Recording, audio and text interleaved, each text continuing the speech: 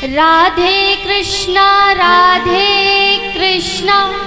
कृष्णा कृष्णा राधे राधे, राधे श्याम श्याम श्याम राधे राधे। ओ राधे कृष्णा कृष्णा कृष्णा राधे राधे, राधे श्याम श्याम श्याम राधे राधे। राधे कृष्णा कृष्णा कृष्णा राधे राधे, राधे श्याम श्याम श्याम राधे राधे। ओ राधे कृष्णा कृष्णा कृष्णा राधे राधे, राधे श्याम श्याम श्याम राधे राधे। ओ राधे कृष्णा राधे राधे राधे श्याम श्याम श्याम राधे राधे। राधे कृष्णा राधे राधे राधे राधे श्याम श्याम राधे राधे। ओ राधे कृष्णा राधे कृष्णा राधे राधे राधे श्याम श्याम राधे राधे। राधे कृष्णा कृष्णा राधे राधे। बोलिए कृष्ण कन्हैया लाल की जय हो। आइए कथा प्रारंभ करते हैं, पर उससे पहले होमवर्क। तो बताइए कल कौन कौन सी कथाएं हुई थी?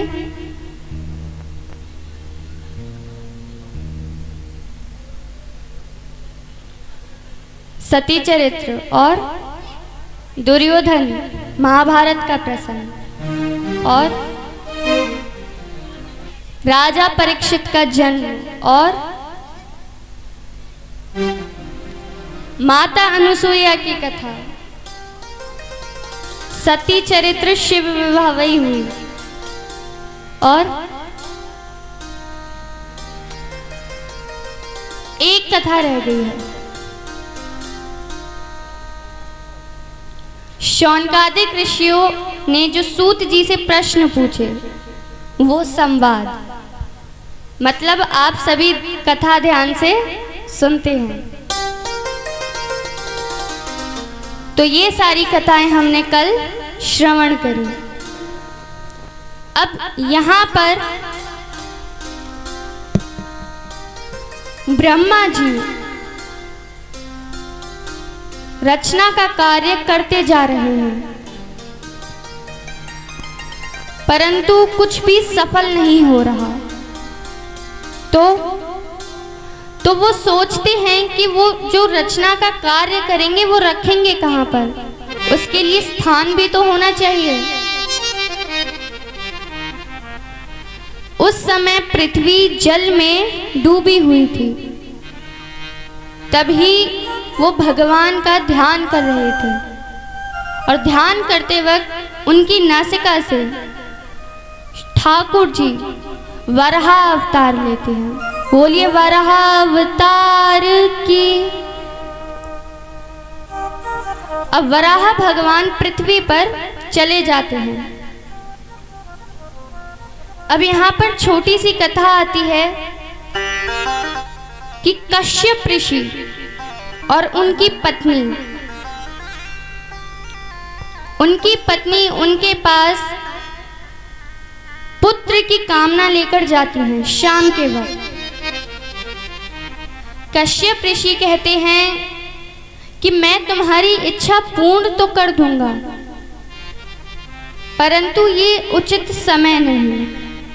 शाम का वक्त पूजा पाठ के लिए माना गया है। इसके दो कारण हैं। कौन कौन से? पहला कारण ये कि शाम के वक्त शिवजी और पार्वती जी पूरे विश्व में, पूरे पृथ्वी का भ्रमण करते हैं और पूरे पृथ्वी पर भ्रमण करते हैं। तो अगर आप पूजा पाठ कर रहे होंगे और कुछ भगवान से मांग रहे होंगे तो शायद वो सुन लें और आपकी मनोकामना पूरी कर दें। और दूसरा कारण है कि इस समय गोधूली बेला आती है। गोधूली बेला यानी जब ठाकुर जी गैया चरा कर आते थे तो उनके चरणों से जो धूल उड़ती थी उसको हम क्या कहते हैं? गोधूली बेला। और जब ठाकुर जी गैया चरा कर आते तो मैया उनका वैसे ही स्वागत करती थी। आरती का थाल ले जाती, आरती उतारती, एकदम जैसे भगवान हमारे घर पर कोई रिश्तेदार, कोई हमारा पसंदीदा जब आता है, बिल्कुल भगवान की तरह माता यशोदा ठाकुर जी को पूजती। इसलिए शाम के वक्त को पूजा पाठ के लिए बहुत जरूरी माना गया है। तो कश्यप ऋषि यही कहते हैं कि ये वक्त उचित नहीं। माता ज्यादा जिद करती हैं तो कश्यप ऋषि बिना मन के उनकी इच्छा की पूर्ति कर देते हैं। इच्छा पूर्ति करने के बाद कश्यप ऋषि स्नान करके पूजा पाठ में लग गए। उनको लगता है, उनकी पत्नी को कि लगता है पति नाराज हो गए। बात करने जाती हूँ, मना लेती हूँ। पत्नी कहती है देखिए आप नाराज मत होइए, मैंने आपके लिए ही तो ये कार्य किया है। आपका वंश आगे बढ़ेगा, आपके जैसे पुत्र होंगे, तेजस्वी पुत्र होंगे। कश्यप ऋषि कहते हैं कि गलत समय पे किया हुआ कार्य हमेशा गलत परिणाम लाता है। तुम्हारे पुत्र तो होंगे पर तेजस्वी नहीं, महादुष्ट होंगे। और एक नहीं दो दो पुत्र होंगे, बड़े बड़े राक्षसों में उनका नाम लिया जाएगा। माता डर जाती है। कौन माता चाहेगी कि उनका पुत्र दुष्ट निकले? माता कहती हैं कि मैंने इस कारण के लिए तो ये इच्छा नहीं रखी थी, मुझे क्षमा कर दीजिए। कश्यप ऋषि कहते हैं कोई बात नहीं, अब जो कार्य हो गया सो हो गया, इसका परिणाम तो यही आएगा। परंतु तुमने अपनी गलती को माना, इसलिए तुम्हारा जो पौत्र होगा, पौत्र यानी पोता, तुम्हारा जो पौत्र होगा वो भगवान का परम लाडला भक्त होगा। उस छोटे से भक्त का, छोटे से बालक का, 5 वर्ष के बालक का बड़े बड़े भक्तों में नाम लिया जाएगा। और वो कौन थे? प्रहलाद जी। तो माता प्रसन्न हो जाती है। अब बताइए, एक स्त्री जब गर्भवती होती है तो उसे कितना समय लगता है बच्चे को बाहर आने में? कितना समय? 9 महीने। A pregnant lady takes 9 months for their child to come out। परंतु एक राक्षस की मां को 100 वर्षों तक गर्भ धारण करना पड़ता है, तब जाके उनके पुत्र होते हैं।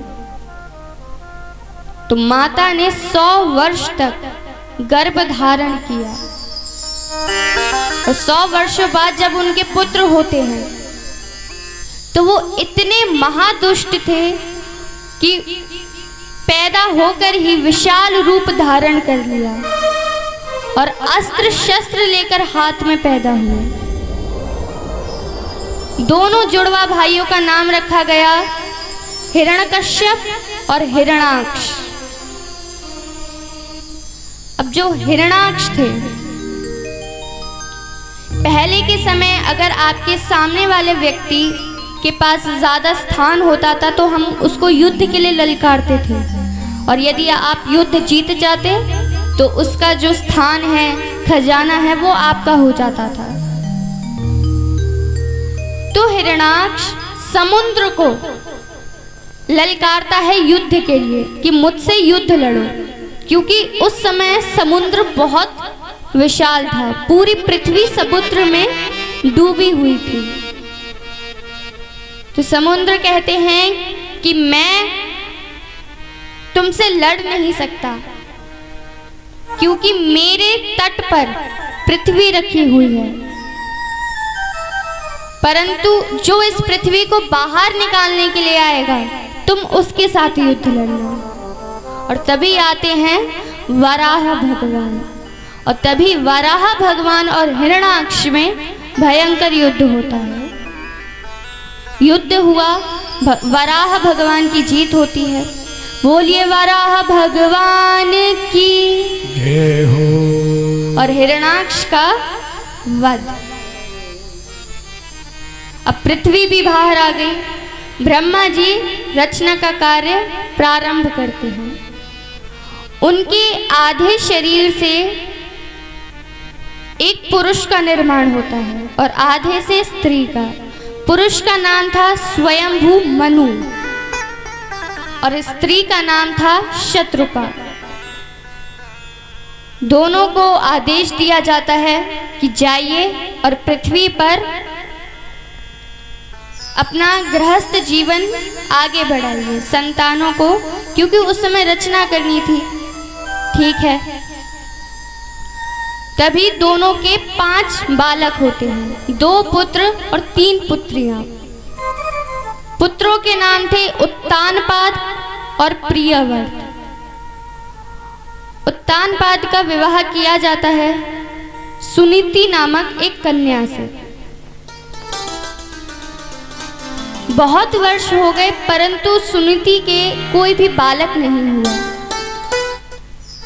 और भगवान से आदेश मिला था कि गृहस्थ जीवन आगे बढ़ाना है, संतानें करनी है। इसलिए उत्तानपाद का दूसरा विवाह करा दिया जाता है सुरुचि नामक कन्या से। और सुरुचि इतनी सुंदर कि राजा सुरुचि के सामने अपनी पहली पत्नी को भूल गए। अब यहाँ पर सुरुचि से विवाह करा दिया। सुरुचि का गर्भ धारण भी हो जाता है। और यहाँ भगवान की लीला, जहाँ सुरुचि का गर्भ धारण हुआ वहीं पर उनकी पहली पत्नी सुनीति के भी गर्भ धारण हो गया। दोनों के पुत्र होते हैं। सुरुचि से जो पुत्र हुआ उनका नाम था उत्तम, और जो सुनीति से पुत्र हुआ उनका नाम था ध्रुव। पहले तो राजा कुछ भी युद्ध जीत कर आते तो पहले बड़ी रानी यानी सुनीति से मिलने जाते, पर करते करते उन्होंने सुनीति से मिलना बंद कर दिया। क्यों? क्योंकि उनकी जो दूसरी पत्नी थी वो अत्यंत सुंदर थी। राजा उनकी सुंदरता के मोह में इतने खो गए कि अपनी पहली पत्नी को भूल जाते हैं। देखिए, एक बात मैं आप सभी से कहूंगी कि सुंदरता शरीर में कितनी भी हो, इससे कुछ लेना देना नहीं है, क्योंकि अंत में हमें राख ही बनना है। जब हमारा अंतिम संस्कार होगा तब जो राख होती है, अस्थियां होती हैं, उसमें आपकी सुंदरता दिखाई नहीं देती। सुंदरता आपके मन में होनी चाहिए, दिल में होनी चाहिए। जब तक आपके मन में सुंदरता नहीं होगी, आपके स्वभाव में सुंदरता नहीं होगी, तो शरीर कितना भी सुंदर हो, व्यक्ति आपसे बात नहीं करेगा। स्वभाव में व्यक्ति के हमेशा सुंदरता होनी चाहिए। तो यहाँ पर करते करते एक बार उत्तानपाद एक युद्ध जीत कर आते हैं। वैसे तो बड़ी रानी से मिलना चाहिए था, परंतु छोटी रानी के पास चले गए। अब यहाँ पर बालक तो बालक होता है। ध्रुव जी जैसे ही पता चला कि पिताजी युद्ध जीत कर आए हैं, पिताजी पिताजी पिताजी करते करते उनके कमरे में चले गए। अब बाहर ही राजा ने द्वारपालों से कह दिया था कि कमरे में किसी को भी अंदर आने मत देना। द्वारपाल कहते हैं कि राजकुमार आप अंदर नहीं जा सकते। क्यों? अरे मेरे पिताजी का महल है, मैं क्यों नहीं जा सकता? अरे राजकुमार, आपके पिताजी ने मुझे आदेश दिया है कि आप कहीं नहीं, इस कमरे में कोई नहीं आ सकता। ध्रुव जी कहते हैं सुनो,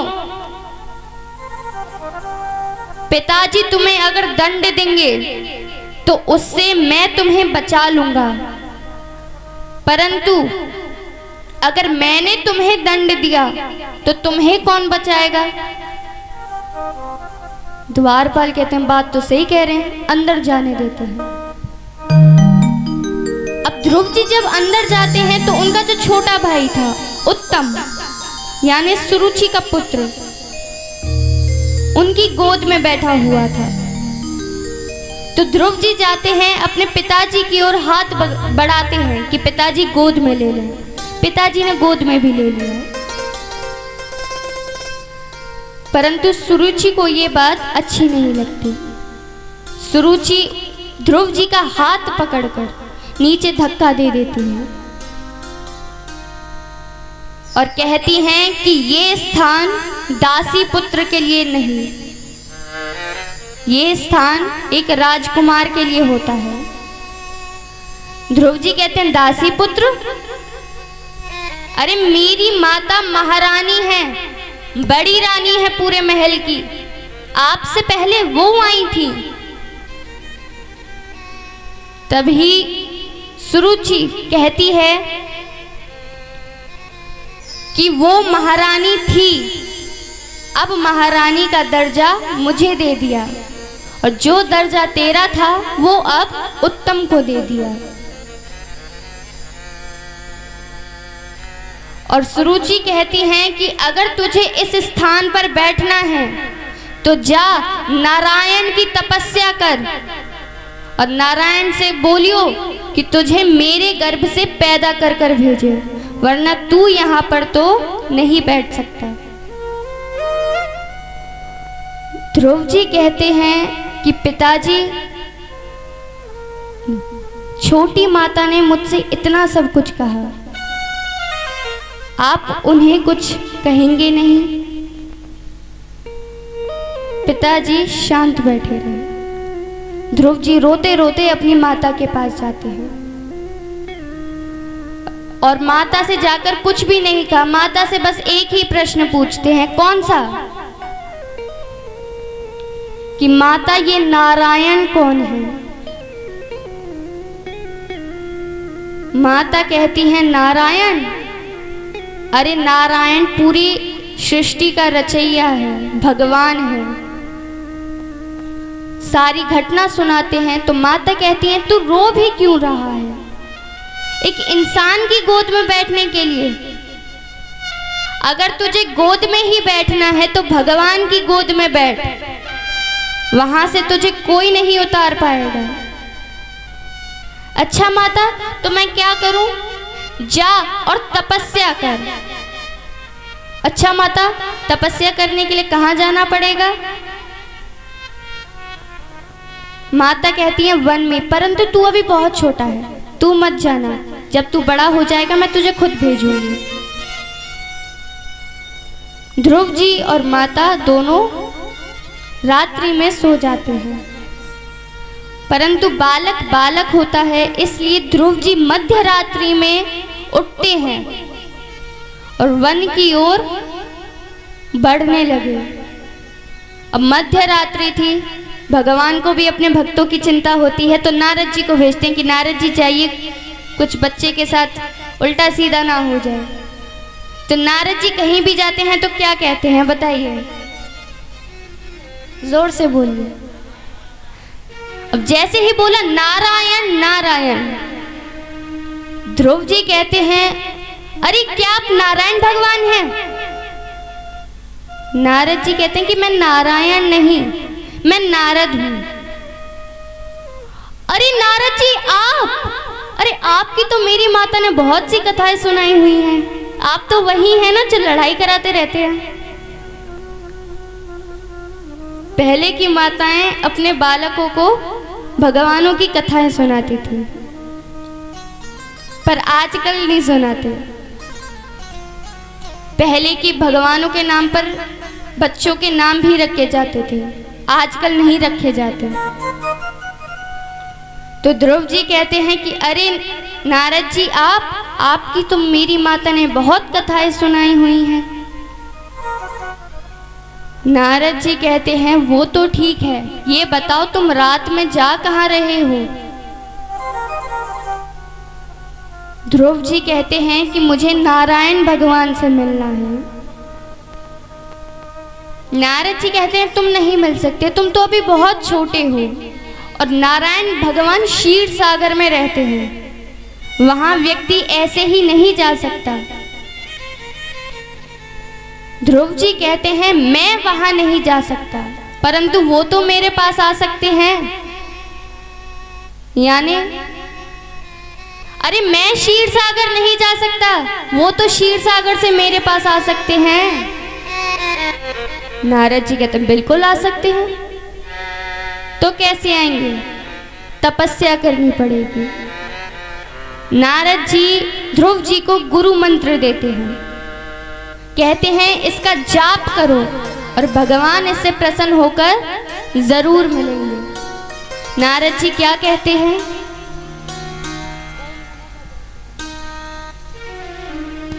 ओम नमो भगवते वासुदेवाय।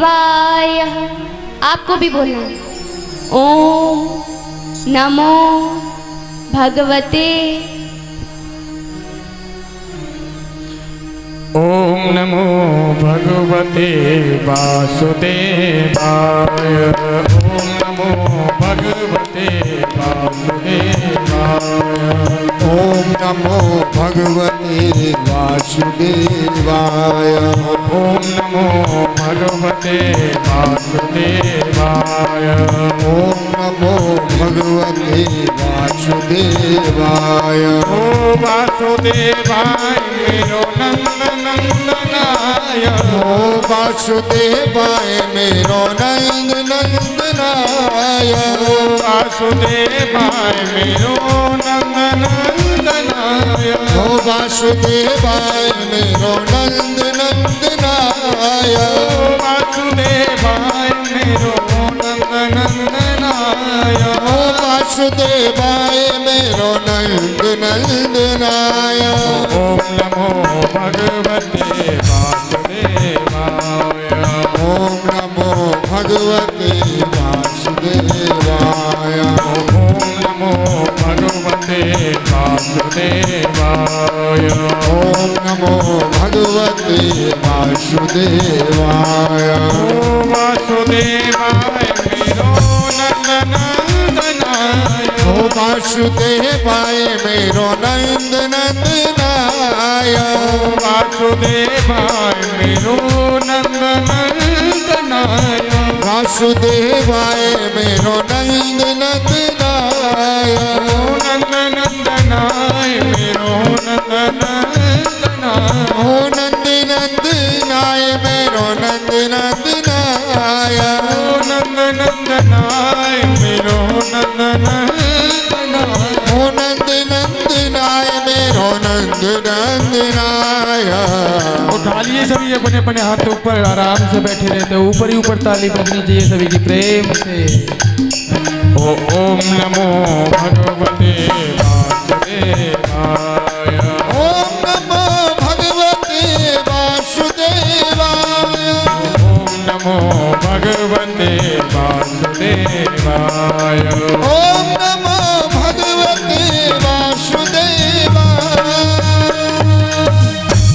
नारायण भगवान की जय हो।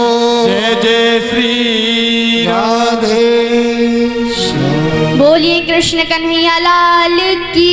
जय हो। ध्रुव जी जाप करते हैं। जाप करते करते नारद जी ने कुछ चरण बताए। पहला चरण, अन्न त्याग दो, त्याग दिया, फल पर जीवित रहो। दूसरा चरण कि फल भी त्याग दो, सिर्फ पानी पर जीवित रहो, फल भी त्याग दिए। तीसरा चरण, पानी भी त्याग दो, सिर्फ श्वास जो चल रही है उसी पर जीवित रहो, जल भी त्याग दिया। करते करते अंतिम चरण, अपनी श्वास रोक दो। और भगवान ये कभी नहीं देख सकते कि उनका भक्त उनकी भक्ति करते करते मर जाए। तभी जैसे ही ध्रुव जी अपनी श्वास रोकते हैं, सारा वायुमंडल शून्य हो जाता है। तभी सभी देवी देवता कहते हैं कि प्रभु अब इस नन्हे से बालक की परीक्षा बंद कीजिए। अरे ये बहुत छोटा है, दर्शन दे दो। तब नारायण भगवान अपने विराट रूप के दर्शन देते हैं ध्रुव जी को। नारायण भगवान कहते हैं कि बेटा उठो, देखो मैं आ गया। ध्रुव जी कहते हैं आप कौन? कि अरे मैं नारायण, जिसको तुम भज रहे थे, बुला रहे थे। ध्रुव जी ने जैसे ही सुना नारायण, हृदय से लगा लेते हैं और कहते हैं कि मुझे मेरे प्रश्नों का उत्तर दीजिए। कौन सा प्रश्न? कि मेरी छोटी माता ने मेरे साथ इतना सब कुछ क्यों किया? छोटी माता ने मुझे दासी पुत्र क्यों बुलाया? अब मेरे पिताजी मेरी माता के पास क्यों नहीं जाते हैं? अरे मेरे पिताजी को तो मेरी माता से पहले विवाह हुआ था, तो माता महारानी हुई। भगवान कहते हैं बस बस बस, एक एक करके प्रश्न पूछो। बताओ सबसे ज्यादा प्रश्न तुम्हें कौन सा परेशान कर रहा है? मेरे साथ इतना सब कुछ हुआ, छोटी माता ने इतना सब कुछ कहा, मेरे पिताजी ने उनसे उत्तर में कुछ क्यों नहीं कहा? तभी नारायण भगवान कहते हैं अच्छा तुम्हें ये प्रश्न बहुत परेशान कर रहा है। तभी वो अपना हाथ ध्रुव जी के मस्तक पर रखते हैं और साक्षात सरस्वती माता उनके मस्तक में विराजमान हो जाती है। इसके बाद ध्रुव जी अपने राजकाल को लौट जाते हैं। अब ये था ध्रुव चरित्र।